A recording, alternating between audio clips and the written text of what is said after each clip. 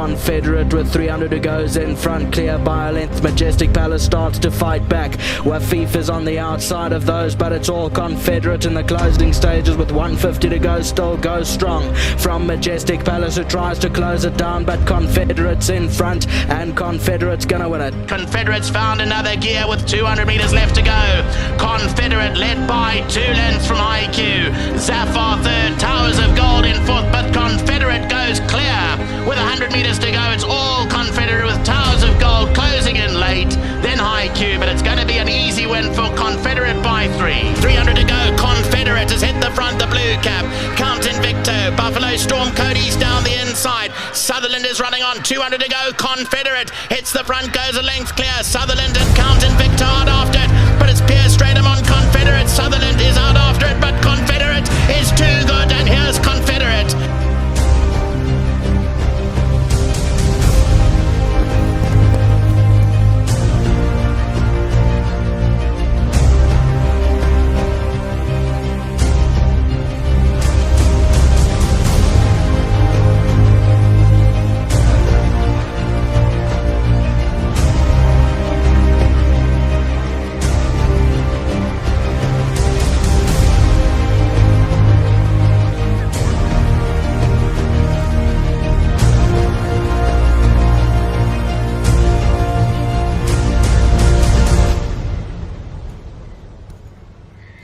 Always an honour and a prestige to have a horse like this in this race. And what a great group of guys you've got that own this horse, racing in Dylan Chinsami's colours.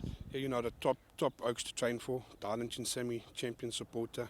Mr. Pele, TKP Racing, champion man. All those other nesters, Kevin, Mark and Jerome. My father-in-law, Zach, George and Jonathan. They're my backbone. They started me off in the game. It's only an absolute pleasure. It's my first run in the Durban July, and everything's going to plan, thank God. Turning for home in the Tab SA Classic, and leading them is Confederate by 4 lengths. Parisian Walkways in second, along the inside Chestnut Bomber. Don't Cry For Me's come to the stand side with Aristotle. 300 to go and Confederate's gone for home here. Confederate 4 lengths clear. From back in second, Parisian Walkway. Fire Attack is making up the leeway, but they still got to go to catch Confederate, who's clear. For Fabian Abib on the outside, Fire Attack is the only danger, but Confederate is clear here, and Confederate is going on to win the Tab Classic. Fire Attack is finishing late down the inside, but Confederate beat Fire Attack. How did he get into your yard? Who found him? What did you like about him? You know what, we were at the sale and this horse just walked past my father-in-law, Zach Nassib, and he said, Fabian, I fell in love with this horse. Just go check his confirmation, everything. And we just fell in love with the horse. He was just a beautiful specimen at the sale.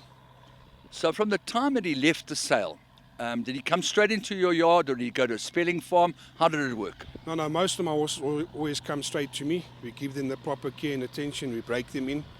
And he came straight to me since day one. Just his walk, his attitude about everything, you could just see he was a proper horse. We talked before he worked today about horses like Do It Again, who are legends in the game, Pocket Power, who are obviously geldings, even Illustrador, that wouldn't have made it as racehorses if they'd been colts. At what stage of the game did you decide it was necessary to geld him? You know, after his third, fourth start, Gavin came to tell us, you know, boys, the better thing is to geld him, because he used to travel up and then he used to hang, put himself under pressure. We listened to Gav, all the credit goes to Gavin. And you know what, since the gelding, you know what, his whole career, he's never missed the first 2. Honest campaigner, and he's a top quality horse. When you've got a record like this, it's a culture of winning. The horse knows how to win, and he's coming with an altitude blood count which is definitely in your favour. Yeah, 100%. You know, he's a horse that never gives up. He tries his utmost best. He needed his last start in the Goli Mile. I just thought his class would bring him through, but 1600 stand side never ran for nearly three months and a couple of days. He ran to the line, so I was happy with that run. He's come on nicely. And you know what, his whole prep going into the July has been spot on.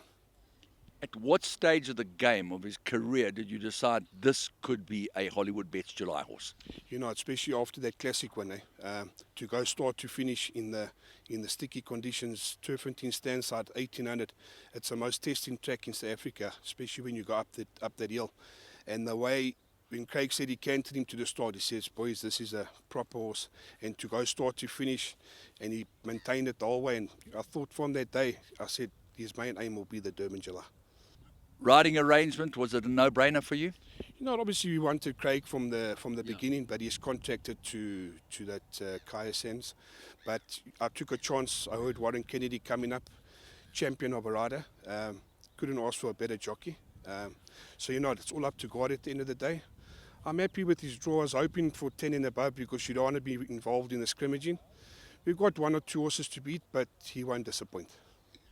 Okay, finally, Richard Fourie has made it clear that this horse, 8 on 18, is the best horse that he's ridden for a long time and in his top 3 of all times. I know Legislate's one of them, and I know what the other horse is, but I can't tell everybody. I can't tell anybody for that matter. Point is, this horse is going to get 3.5 kilos from 8 on 18.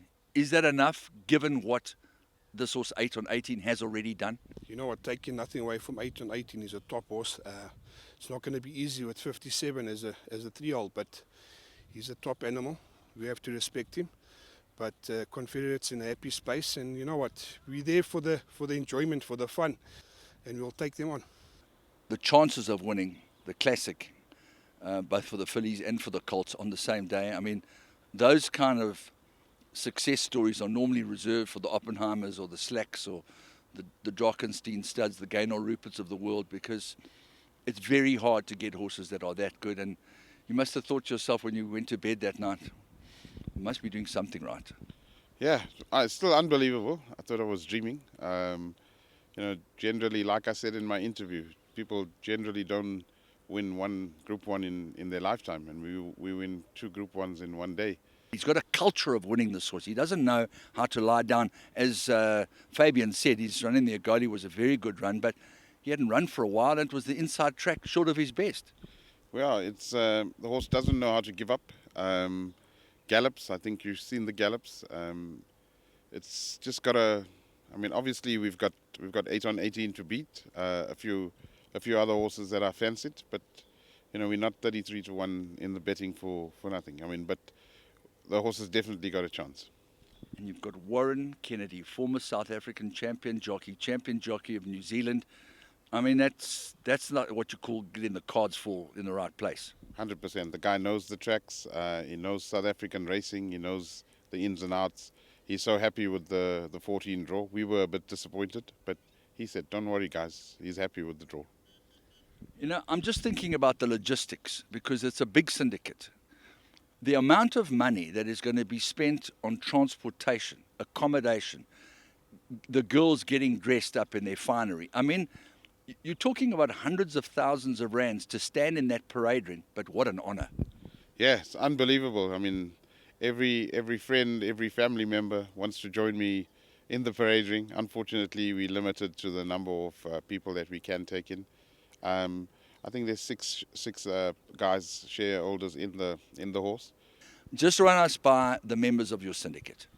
Well, it's the Jonathan Nassifs, the Mr. Zach Nassif, George and Jaden, Dylan, Marlon, Kovilan Padiachi, and obviously TKP Racing, which is myself. And it's such a nice bunch of people to race with, you know, and we're hoping for the best, yeah. Studying form, has he had the exact kind of preparation that you were hoping for? Not really. We missed one run in Joburg, and we missed the run in the Daily News. Unfortunate circumstances, but yeah, I think we're going to come back stronger. It's a blessing in disguise because our weight now is 53.5.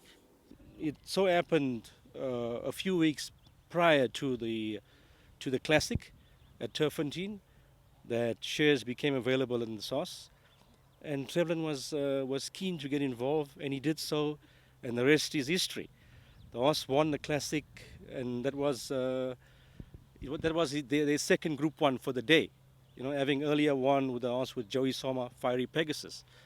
So it's How really does that happen, that you win the Classic for the Colts and the Classic for the fillies? I mean, that's unheard of. That's reserved only for the Oppenheimers and the Drakensteins and the Highlands Farms. Oh, most definitely, Andrew. So I have to say, you know, with everything in life, you need a bit of luck, need a bit of good fortune.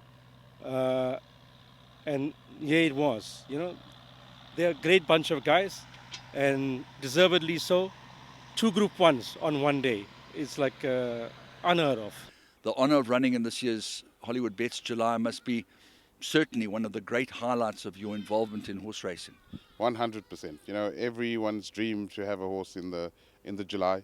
Leave alone, we have a few other runners on the July day. And like I've mentioned to all my trainers, I mean, we're buying quality stock, we're buying proper horses, and we want to have them running on the bigger days. What else can we follow on the day? Well, I think I've got Charming Cheetah, Elegantrix, Clearwood Rose, and I think if I put my head on the block, I think Elegantrix is going to give the course a run for its money. How did the filly get the name Clearwood Rose? Is she going to go to the right course? Well, I grew up in a town called Clearwood, and my mom, during her school days, they used to call her Rose. So I put both together and I called the horse Clearwood Rose.